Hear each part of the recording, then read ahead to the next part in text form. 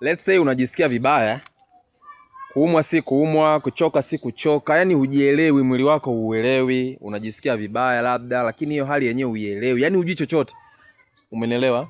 Na maybe hata hospitali pia umeenda, lakini labda hujisikii. Yani kuna namna fulani mwili tu una react, yani uelewi. Umenielewa eh? Unajua unatakiwa ufanye nini? Unatakiwa uende sehemu kama hii. Umenielewa?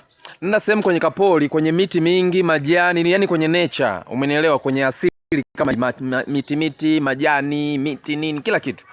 Kaa sehemu hiyo kwa utulivu.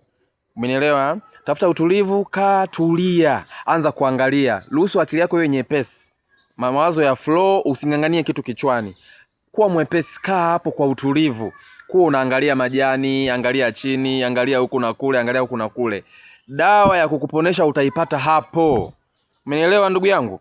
Wakati unatazama kulia kushoto, kuna wakati ukiwa umekaa pale ukiwa mtulivu, ukiwa uko connected na wewe, angalia mti ama jani ama mmea wowote utakao kuwa umekuvutia kwa hilo eneo. Sio, unanielewa?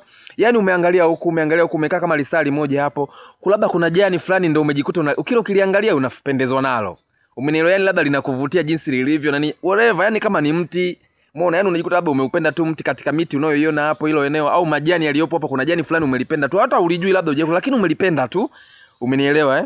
Yaani nafsi yako, roho yako ukiliangalia unakuwa kama ile energy yake. Sasa hilo jani ndo dawa. Umenielewa? Kama ni mti, kachukue majani yake kidogo, sema maneno yako machache pale, yachukue, nenda kachemshe. Ukishachemsha, kunywa yale maji yake. Ukinywa maji yake, amini tayari utakuwa uko sawa, yani unakunywa ule uzima. Kwa hiyo ile energy utakuwa umeibeba from huku unapotoka porini mpaka unafika unachemsha, unakunywa, unarecover, unalala, unaamka, utakuwa uko poa na utakuwa una nguvu za ajabu, kwa sababu pale utakuwa umepona by nature. Ujienda hospitali hujafanya chochote, umepona by nature na consciousness yako. Umeona? Umekuja, yani ni kama utakuwa umerudi nyumbani. Nyumbani ni hapa, huku kwetu huku ni nyumbani. Majumba yale ni vitu ni vitu vya unadhani unanielewa, lakini nyumbani kabisa by nature ni hapa, huku maporini, miti chini na nini na vitu kama hivyo.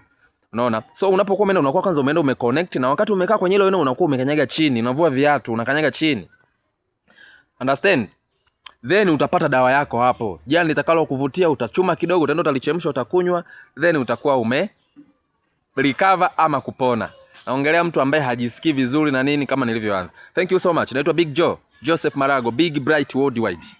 Yes, take it.